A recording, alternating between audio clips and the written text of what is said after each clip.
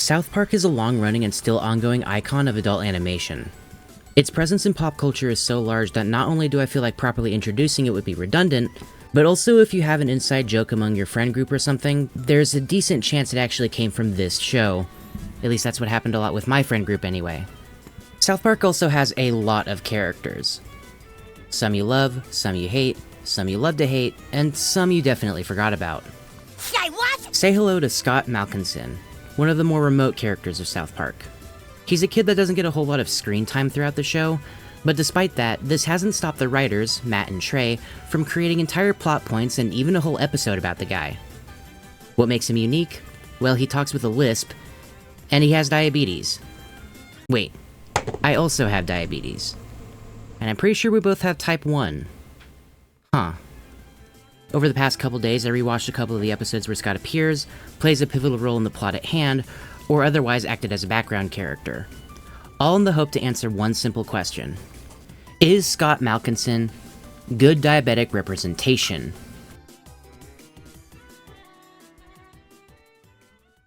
You got no to live on me for having diabetes. I'm Scott Malkinson. So before we get started here, I have a couple things I gotta mention just really fast. For starters, who am I and what makes me think that I can talk about diabetes? Well, if you're new to the channel, then hello.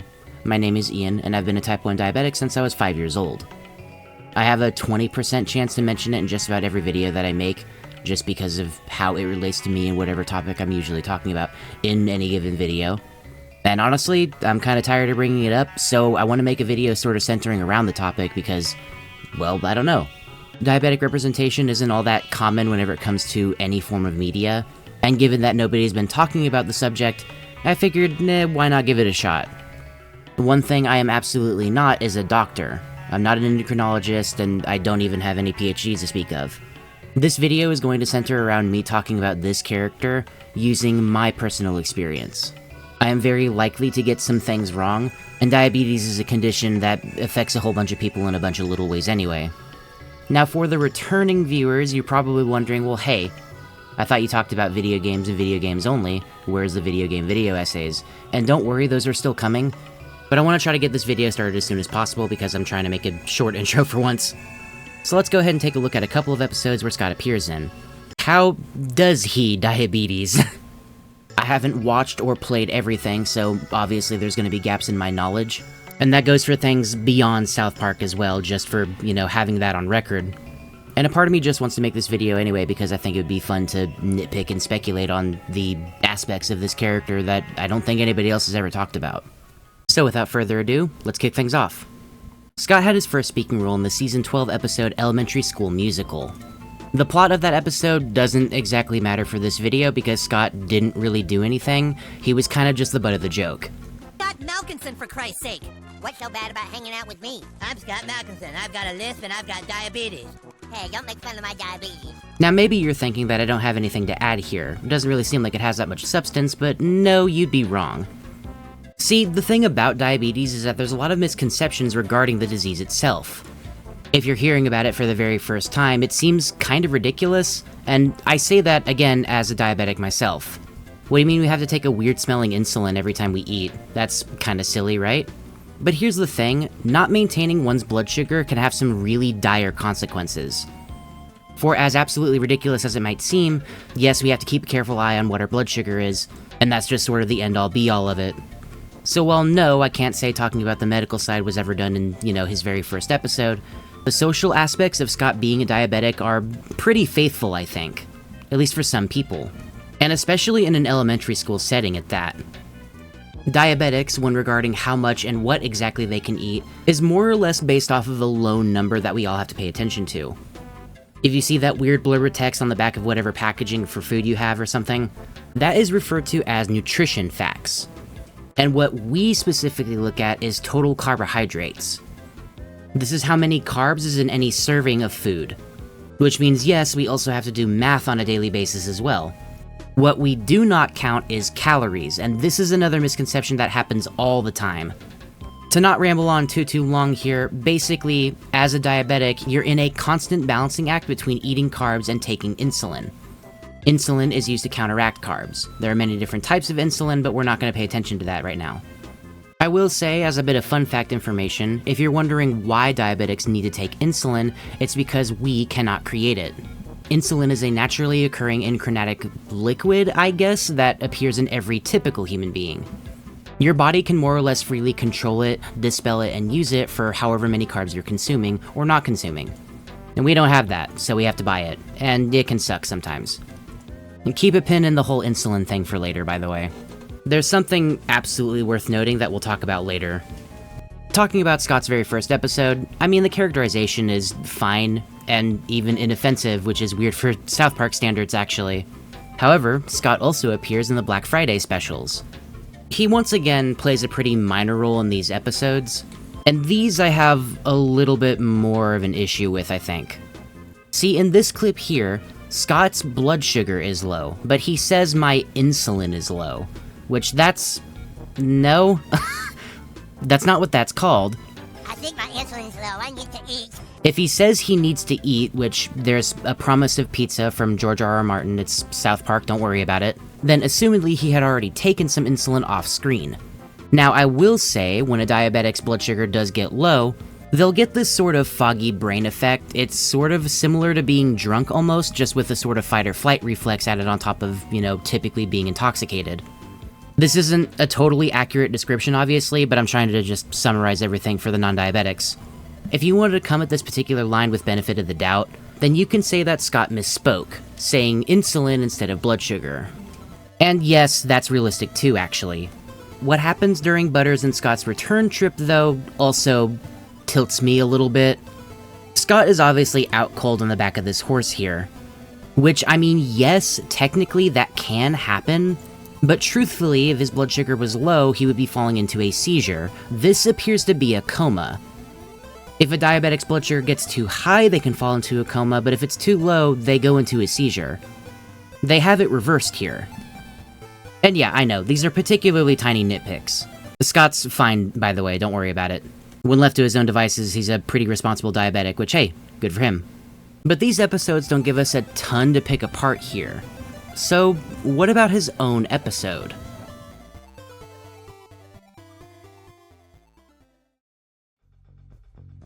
The Season 23 episode Basic Cable gives us exactly what we're looking for in terms of how this video works. Truthfully, if this episode didn't exist, I don't think this video would either. It also has to do with the borderline hostile takeover of streaming services like Hulu and Netflix and all that, and especially Disney+, which will be more important later. But to me, the single most notable aspect about this episode is how it portrays diabetes. The episode starts proper, Scott checks his blood sugar, and it's sitting at a 90. Genuinely good start here. This is followed immediately by Scott going downstairs, and having his mom ask unprompted, "What is it, Scott?" Of course, referring to his blood sugar. I genuinely like this little scene a lot because it shows that Scott's been dealing with his diabetes for a whole minute now. Another name for type 1 diabetes is also juvenile diabetes. Typically, most type 1 diabetics get it whenever they're really young. This isn't always the case. A friend of mine actually got it whenever he was like in his mid-20s, which is still baffling to me, but that's not exactly the point here. By the way, Tyler, if you're watching this episode, thank you a lot for helping me with the whole insulin issue I was having last week. You're a real one, the realest of real ones, and you always have been, but I just kind of want to put that on record because I don't know how else I would be able to get my insulin. It was a stressful moment for me, for sure. Which, hey, by the way, type 1 diabetics, you can get over-the-counter insulin. Ask your doctor about it. Especially if you need it, like, yesterday. The American healthcare system is a 4D hypercube of nightmares, and if you're diabetic, I don't need to tell you that. There's a new girl in school today, and she also has diabetes. Scott immediately starts simping because he's insane. And I get it, because it's like a unicorn meeting a unicorn, right? But like, come on, man. Lunch happens, and much to the dismay of the other kids at school, Scott begins to unpack his feelings. Cartman is immediately against it, and he says something pretty telling here. No, Scott, if you and Sophie have a baby, it'll have super diabetes. I'm not sure, but I'm pretty sure that causes a crater on the Earth. I'm pretty sure that causes a crater on the Earth? I'm not really sure why he would say this other than to make a fat joke, basically, which is really funny coming from Cartman. Gotta watch yourself there, bucko. Type 2 seems to be in your future, personally. But no, possible fat joke? Maybe? Another misconception among non-diabetics is that they kind of get the typings wrong. Most people don't actually know that there's different types of diabetes. namely type 1 and type 2. There's talks of a type 3, but it's never really been confirmed. We've talked plenty about type 1 diabetes already. Obviously Scott is a type 1, at least that's what I can gather here. But type 2 largely is defined by unhealthy eating habits. Yes, a person can become a diabetic if they, eat poorly. If you've ever heard those centralized statements talking about, oh, Americans are almost always at risk of type 2 diabetes because Americans are fat, that's what they're talking about, is type 2 specifically. As I mentioned before, most people don't know the different types, so I'm willing to bet Cartman doesn't care to know and just assumes that Scott is secretly fat or something. I could be super wrong about this whole thing, but again, that's how I read into this scene, and truthfully, I know hardly anything about type 2 diabetes. Scott is now quite frankly stalking Sophie, and has noticed the other boys taking a liking to her. Obviously, he's not a fan of this, and practically as a result, or maybe just because it's time for him to, he checks his blood sugar, noticing that it's rising. While I was rewatching a lot of these older episodes, I've noticed that this happens a lot with Scott. During times of emotional strain, for some reason his blood sugar rises, but is that actually the case? Well, as it turns out, possibly. I've been looking around at a couple articles and figured out that stress might actually be related to rising blood sugar levels. Take this particular note with a large grain of salt, like a really large grain of salt. Like a salt rock so big it makes up one of those pink Himalayan salt rock lamps or something. When a human being is stressed out, they release hormones such as cortisol and adrenaline. In a typical human being, this gives you an energy boost, triggering a fight or flight response, however small it might be. But as a result of this, it actually means that insulin doesn't properly work. Of course, with a diabetic who has to use artificial insulin, this means that you have a sudden and temporary resistance to insulin. Now, in my mind, I see a particularly brutal infinite loop here. If you're stressed out because your blood sugar is high, then being stressed about it means that it's only going to continue to rise. Meaning insulin loses its effectiveness and, repeat ad nauseum until you calm yourself down and your insulin actually starts working again. And I didn't know about literally any of this until literally yesterday. And again, just to cover my own ass here, I can't speak to the validity of this statement, but if you want to take a look at the article, I'll have it linked in the description. What's your favorite food that you can't eat? Mine's waffles. Sad, but accurate. Diabetes. I don't mean to throw shade at type 2 diabetics, but just look at the unhealthy habits here on display by Scott's parents. If Scott's dad isn't already diagnosed with type 2, he's probably on the way, I would think. Maybe not though, I could be wrong, I might just be an asshole. What's wrong with people watching what they want when they want to watch it? I'm Scott Malkinson, I have diabetes. Unbelievable! Brother, are you kidding me? That's your own dad. What, really? Clark, Scott's dad, isn't a fan of streaming services taking over the cable scene. He creates a plan with the other cable guys and they go and mess up everybody's day basically. Not super important, just keep it in the back of your mind. The actual plot of the episode centers around Scott getting a Disney Plus account, mostly because Sophie likes The Mandalorian, and obviously he wants to be interested in what she's interested in, and his dad won't let him. Not sure where to go from here, Scott gets a hold of Cartman and asks, hey, where can I get an account? Cartman then proceeds to tell Scott, don't involve yourself with a romantic relationship. And Scott says this, I can handle diabetes. I can handle a relationship. And you know what? That line goes hard. Scott's search eventually leads him to another similarly underrated character in Southpark, Nathan, who, in this episode, is acting as the neighborhood streaming service account dealer, basically. Which isn't, super weird or anything, maybe a little bit unnecessary, but Scott doesn't have any money, and what else does he trade other than his insulin? I want you to watch what happens next.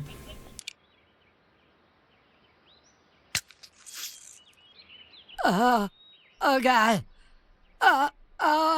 Okay, pause for a sec. Okay, we need to talk about this. If nothing I've been saying during this entire video has been sticking in your head any, let this one thing stick around just, please, for me. Do not ever take type 1 diabetic insulin.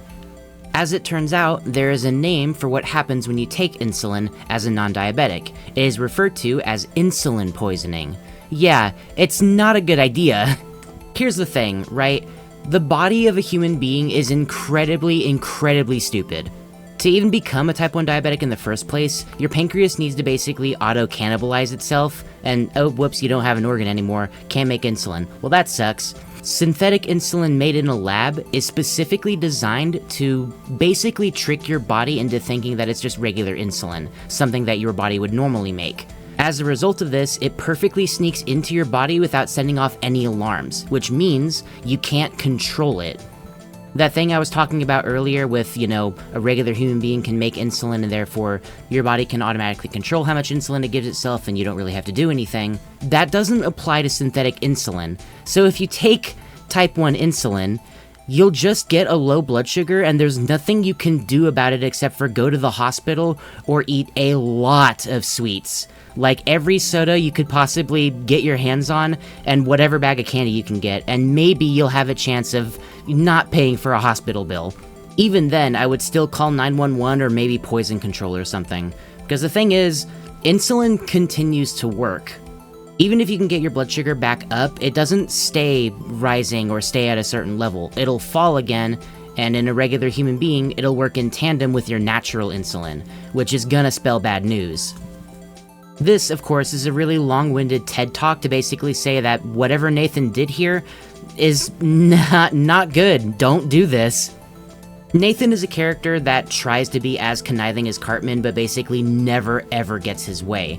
It wouldn't surprise me if we somehow learned that off-screen he went to the hospital after this. That would make sense for his character and for, poisoning himself on accident. Fortunately, or unfortunately, depending on how you look at it, we don't see this scene. It's just a hypothetical, but it should be happening. Don't get me wrong, I do enjoy this scene. I think it's funny, and it's a joke that works if you are a diabetic yourself. It makes it funnier because it's like, what are you doing? But I do wish the end of the episode showed off, Nathan going to the hospital or suddenly becoming sick or something, because that's what would happen. And it doesn't really express the dangers of insulin poisoning too well. But in all the same vein, I haven't seen insulin poisoning expressed in any other media before, so I mean, hey, not like there was ever a standard until now, so I mean, it works for me for the most part.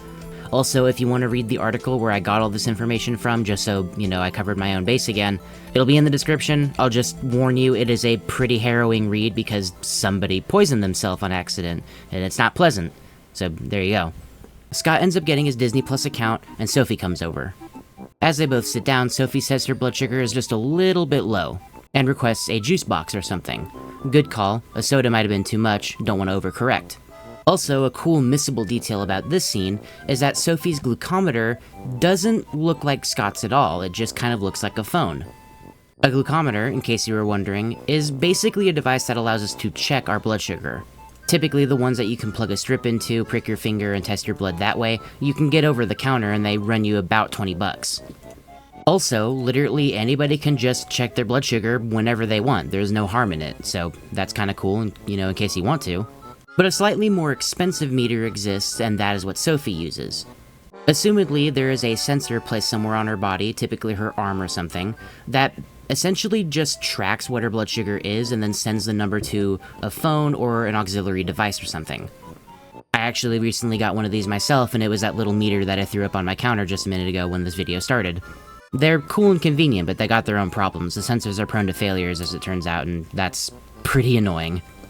But the company that sells them do usher out free ones if you have an issue with an existing sensor, so hey, it works out a little bit.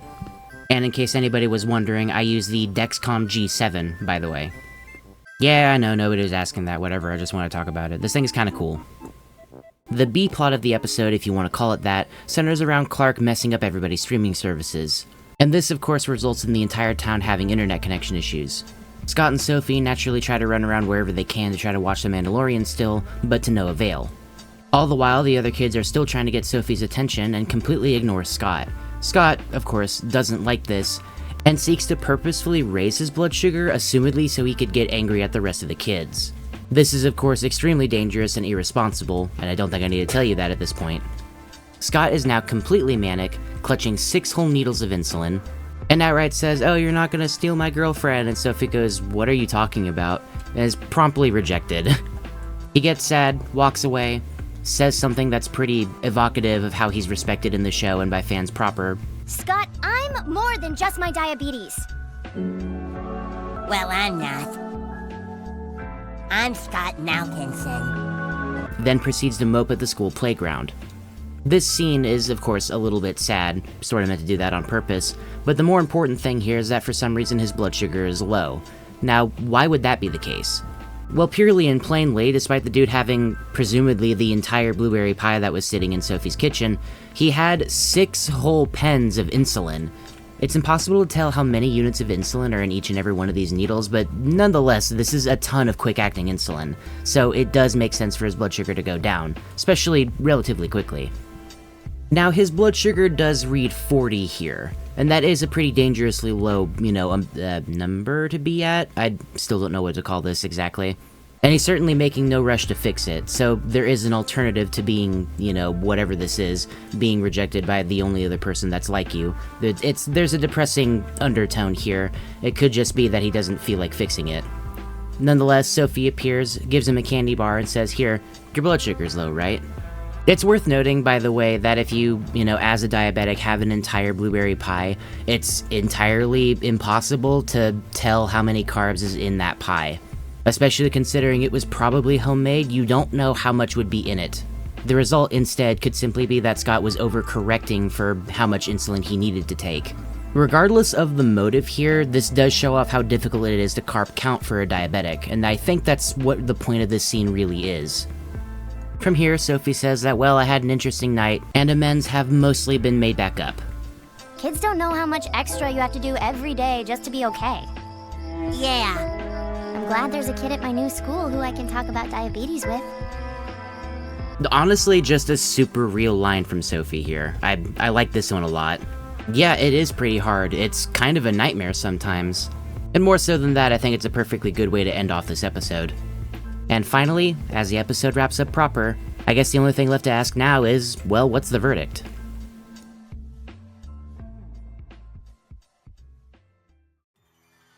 Color me genuinely pleasantly surprised about this whole thing.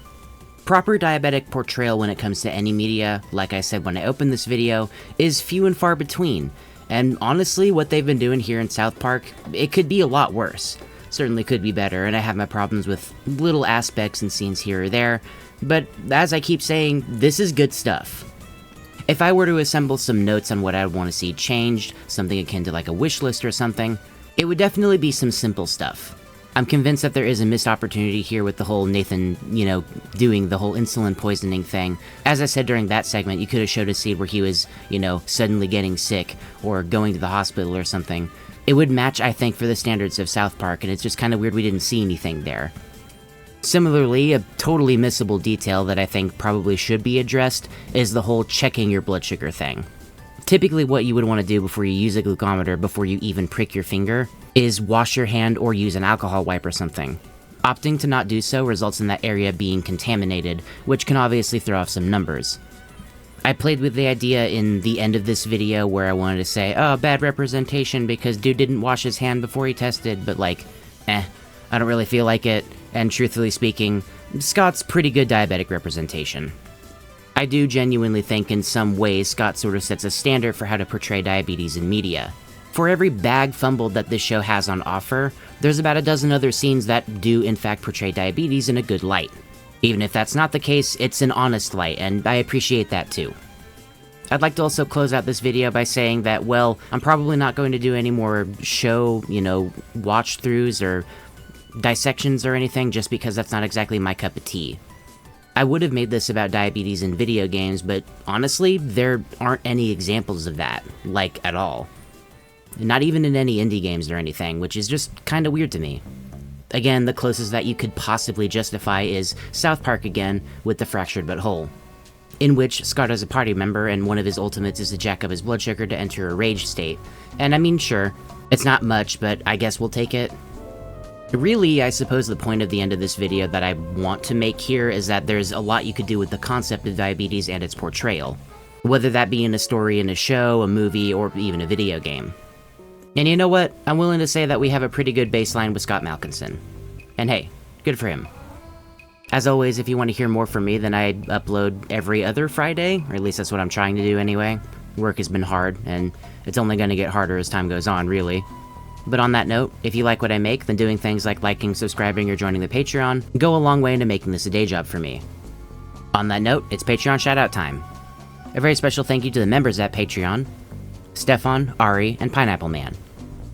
If you would like to get access to sneak peeks of videos before I get them done, early releases before they show up Friday, and or giving me the ability to shout your name out at the end of these videos, then joining starts at $1 a month.